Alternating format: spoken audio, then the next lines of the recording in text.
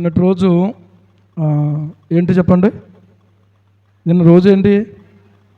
రక్షాబంధన్ కదా.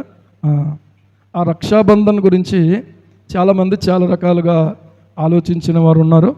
అలాగో ప్రియులరా ఉండగా ఇంచుమించు నాకు దేవుడిచ్చినటువంటి తలంపును బట్టి ఒక వాక్యం ప్రభు జ్ఞాపకం చేశారు. ఒక చిన్న శీర్షిక నేను రాశాను, దాన్ని మీకు అందచేయాలని ఆశపడుతూ ఉన్నాను. ఇదొక అభ్యర్థన మాత్రమే. ఇది ఒక అభ్యర్థన. హెబ్రీ పత్రిక 13వ అధ్యాయం 1వ వచనంలో ఇలాగ రాయబడుతూ ఉంది.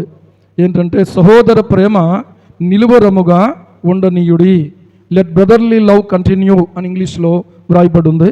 ప్రియులారా, ఈ వాక్యాన్ని ఆధారం చేసుకుని సహోదర ప్రేమ అంటే ఒక రోజుకో ఒక గంటకో లేకపోతే ఆ పూటకే పరిమితం అయ్యేలాగా ఉండకూడదు.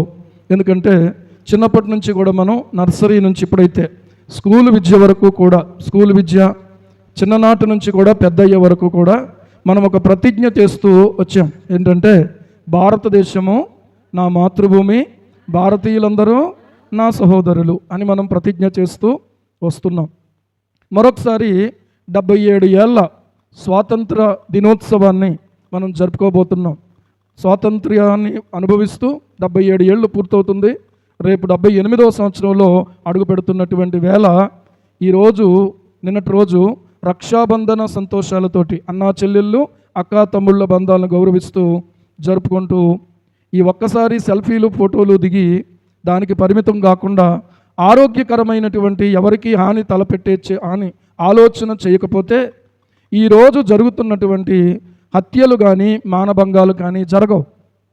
ఇవి జరుగుతున్నాయంటే అవతల వ్యక్తిని సహోదరుడుగా సహోదరిగా భావించుకోకపోవడం వల్లనే జరుగుతున్నాయి అనేది నా ఆలోచన. దీనికి ఒకవేళ భిన్నమైన ఆలోచన మీకు ఉంటే తెలియపరచవచ్చు తర్వాత. ఈ సహోదర భావం ఈ రోజుకు ఒక గంటలో అయిపోయేదిగా ఉండకూడదు. కుల, మత, జాతి, లింగ భేదం లేకుండా భారతదేశంలో సహోదర ప్రేమ ప్రతిరోజు చూపించగలిగితే మనం చేసే ప్రతిజ్ఞకు అర్థం, పరమార్థం రెండు ఉంటాయి.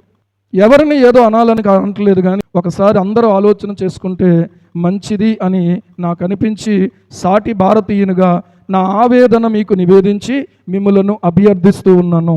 ఇది ఒక అభ్యర్థన మాత్రమే. కనుక ఈ సమయంలో ప్రియులారా ఆలోచన చేసుకోవాలి. నిజంగా ఆలోచన చేసుకుంటే భారతీయులందరూ వాళ్ళు ఎక్కడున్నా, ఏ భాష మాట్లాడుతున్నా, ఏ ప్రాంతంలో ఉన్నా, భారతదేశంలో ఉన్న వాళ్ళందరూ కూడా కులంతో నిమిత్తం లేకుండా, మతంతో నిమిత్తం లేకుండా, జాతితో నిమిత్తం లేకుండా, లింగ భేదం లేకుండా అందరూ కూడా ఎవరంటే మన సహోదరులే. అవునా కదా? మరి ఇన్ని తారతమ్యాలు ఎందుకు వస్తున్నాయి? ఇన్ని రకాలైనటువంటి ద్వేషభావాలు ఎందుకు వస్తున్నాయి? ఇన్ని రకాలైన హాని కలిగించే తలంపులు ఎందుకు వస్తున్నాయి అనే విషయాన్ని చూస్తే ప్రియులారా, నిజమైన సహోదర ప్రేమ సహోదరునికి ఏం చేయదంటే కీడు చేయదు. ప్రేమ పొరుగువానికి కీడు చేయదు అని దేవుని వాక్యం చెప్తుంది. ఈ రోజున ఎన్ని జరుగుతున్నాయి నిజంగా చూస్తుంటే అవన్నీ కూడా ప్రియులారా ఆలోచన చేసుకుంటే ఇలాంటి భావముతో ప్రతి దినము చూడగలిగితే అలాంటి భావాలకు చోటు ఉండదు, అలాంటి అక్రమమైన ఆలోచనలకు చోటు ఉండదు. ఒకరికి అన్యాయం చేయటానికి ఎవరో సాహసించలేరు. దేవుడి సన్నిధిలో ఈ విషయం గురించి ఆలోచన చేయాలి.